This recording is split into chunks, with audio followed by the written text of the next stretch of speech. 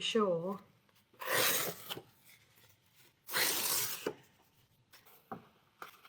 Are we ready? What's going on, don't you?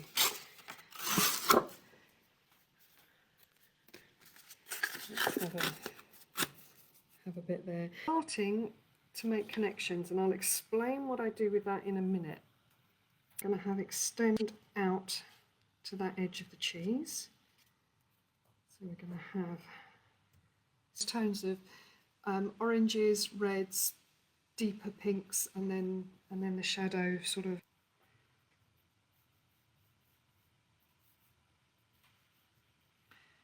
Right, that's got to go in behind the dancers. So just want to include a little